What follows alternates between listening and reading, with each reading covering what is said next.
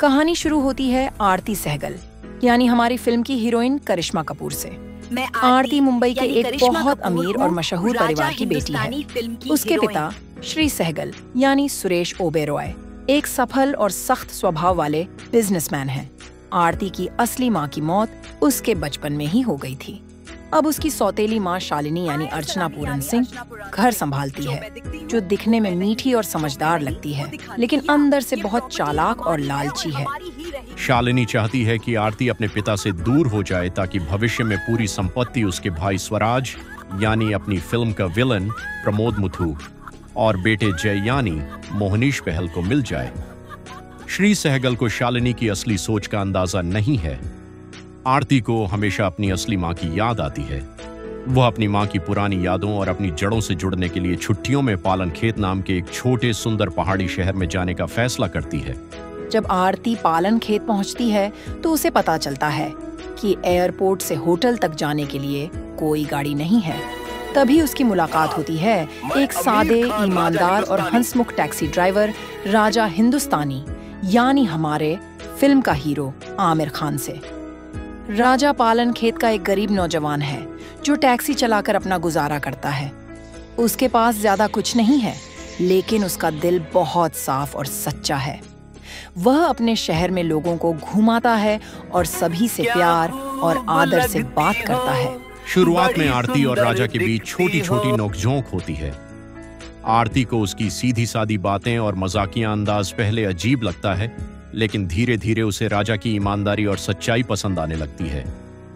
Airport से पालखेत जाते समय फिल्म का एक बहुत ही खूबसूरत गीत आता है। आए हो मेरी जिंदगी में तुम बहार बनके, आए हो मेरी जिंदगी में तुम। राजा आरती को शहर के सुंदर नजारे दिखाता है।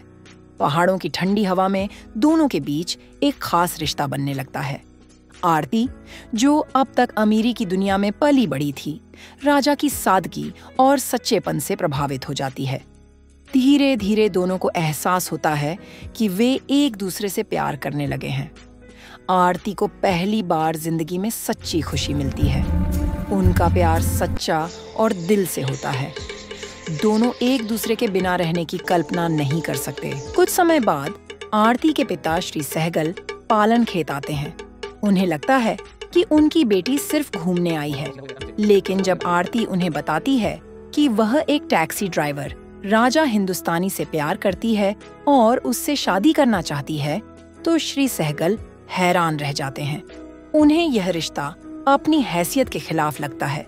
वह कहते हैं कि एक अमीर लड़की का गरीब लड़के से रिश्ता किसी हाल में नहीं हो सकता। वह आरती को समझाने की कोशिश करते हैं, लेकिन आरती अपने प्यार पर अडिग रहती है। आरती अपने पिता से कहती है, मैं राजा से शादी जरूर करूंगी, लेकिन आपकी मर्जी से करना चाहती हूँ।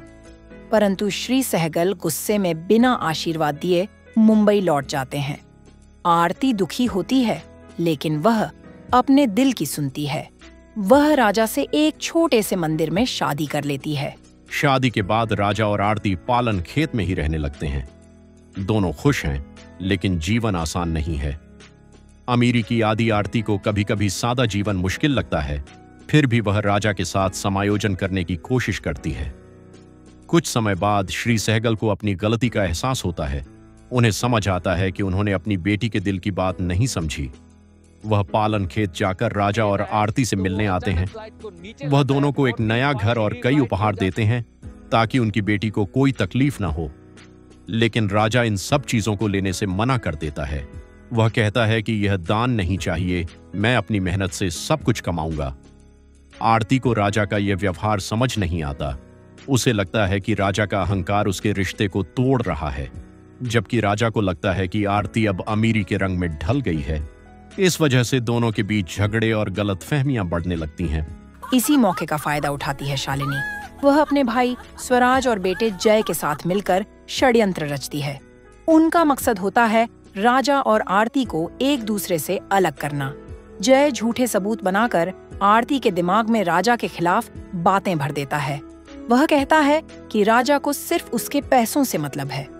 दूसरी तरफ राजा को यह महसूस कराया जाता है कि आरती अब अपने पिता की बातों में आ गई है और उसे उसकी गरीबी से शर्म आती है।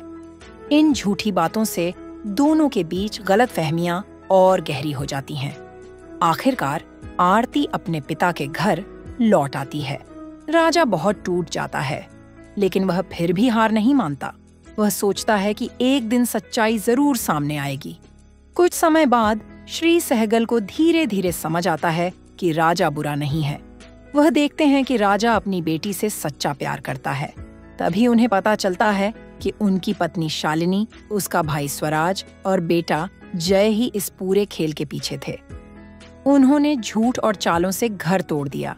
जब यह सच सामने आता है तो श्री सहगल बहुत पछताते हैं। राजा आरती को वापस लाने मुंबई आता है। वह आरती से मिलने की कोशिश करता है। राजा अपने बच्चे को देखकर बहुत खुश होता है। उसकी आंखों में आंसू आ जाते हैं। मन में सोचता है कि मेरा बच्चा यही रहेगा तो वो भी इन्हीं लोगों की तरह हो जाएगा, और बच्चे को लेकर पालन खेत चला जाता है। आरती और श्री सहगल भी पालन खेत आते हैं। राजा जब अपने घर पहुंचता है और वहां आरती और सहगल को देखकर राजा जंगल की तरफ बच्चे को लेकर भाग जाता है। जंगल में शालिनी, उसके भाई स्वराज और जय अपने गुंडों के साथ आता है और फिर शुरू होता है लड़ाई। लेकिन जय उससे झगड़ने लगता है। झगड़े के दौरान सबकी सच्चाई उजागर हो जाती है। जय मानता है कि वही इस सब का जिम्मेदार है। विलेन और हीरो के बीच फाइट होती है। श्री सहगल सबके सामने शालिनी और उसके परिवार को मारते हैं। फिर वह राजा से माफी मांगते हैं और कहते हैं कि उन्होंने राजा को गलत समझा। आरती को भी एहसास होता है कि उसका पति राजा कितना सच्चा और वफादार है। वह दौड़कर राजा के पास जाती है और दोनों एक दूसरे से गले मिलते हैं। श्री सहगल उन्हें आशीर्वाद देते हैं और पूरा परिवार फिर से एक हो जाता है। फिल्म राजा हिंदुस्तानी सिर्फ एक प्रेम कहानी नहीं, बल्कि एक सीख है कि सच्चा प्यार ना अमीरी देखता है ना गरीबी। प्यार में जरूरी है भरोसा, समझ और दिल की सच्चाई। राजा का आत्मसम्मान और आरती का त्याग इस कहानी की जान है। फिल्म के गाने जैसे आए हो मेरी जिंदगी में तुम बहार बनके, परदेसी परदेसी जाना नहीं, आज भी लोगों के दिलों में बसते हैं। आमिर खान और करिश्मा कपूर की जोड़ी ने इस फिल्म को यादगार बना दिया। उनके अभिनय, भावनाओं और सादगी ने दर्शकों को रुलाया भी और हंसवाया भी। ये फिल्म की कहानी हमने हमारे दर्शक अमरेश मौर्य, बड़ौदा, गुजरात से जो है उनकी फरमाइश पर सुनाया है। दोस्तों, कहानी पसंद आई हो तो लाइक, सब्सक्राइब और शेयर करना ना भूलें। कमेंट में अपनी पसंदीदा फिल्म का नाम जरूर बताएगा। मिलते हैं अपने नेक्स्ट वीडियो में नई फिल्म की कहानी के साथ। तब तक के लिए धन्यवाद। आपका दिन शुभ रहे।